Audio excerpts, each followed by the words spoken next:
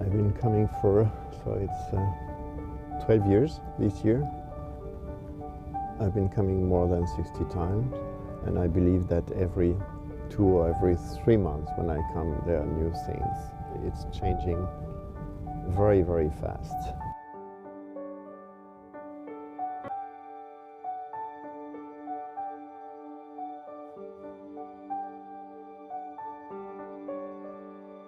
My wife is half Chinese. My son is working for Bank of China in Paris, and my daughter was graduated in Chinese language and culture in the United States.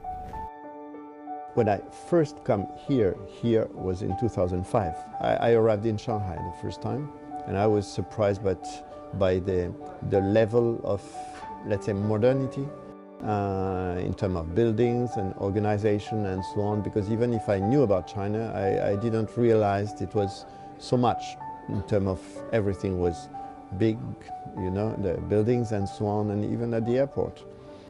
It seems maybe a bit strange, but when you live abroad, even if you study China, and I studied in the 70s, so it was different in the 80s, when you come here only in 2005, then the surprise is quite big to see what's going on really in the field. And so on, it was constantly war until 1945, until Japan was beaten during the war. So this was really a very hard time for the Chinese. But it didn't adapt to the realities of the 19th century, to the Industrial Revolution and so on. So of course it was beaten by the foreign powers like the America and the Europeans and Japan and so on.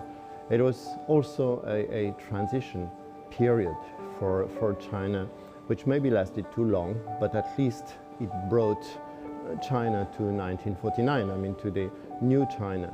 If China is developing and reaches the stage of the level of a developed country, it means that it's good for the rest of the world also. Like we can explain that today China represents 30% of the world economic growth. So it means that if there's no China, there's no development in the world. I mean, no growth economically, and we all, either the United States, the developing countries, or Europe, we all need growth, economic growth, and the last few years were very difficult. So China has to stress this point that economic growth and development of China is good for the rest of the world also, not only for Chinese people.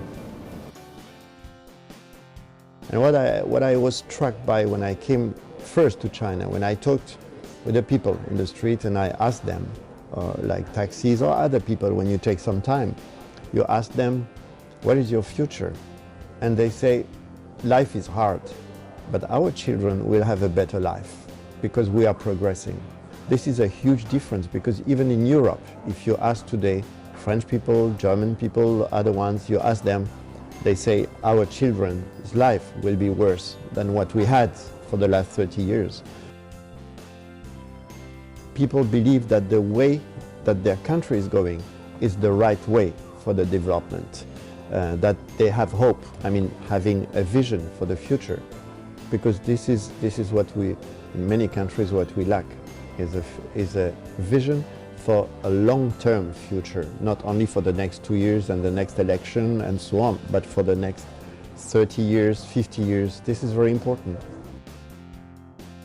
Well, actually, I published 2 books about China's threat, and the second one was 2013, so it's more recent, in New York, in the United States. In the second book in English for the Americans, what I said at the end in conclusion, I said, I don't believe in China's threat personally, but I believe China's future and China's relation with the world will be depending on how the world welcomes China's rise. So I believe, and that's why I was writing especially for the Americans, you have to accept that China has national interest as well. It's a problem, for me, after 40 years working in several places, I believe the central issue is mutual respect.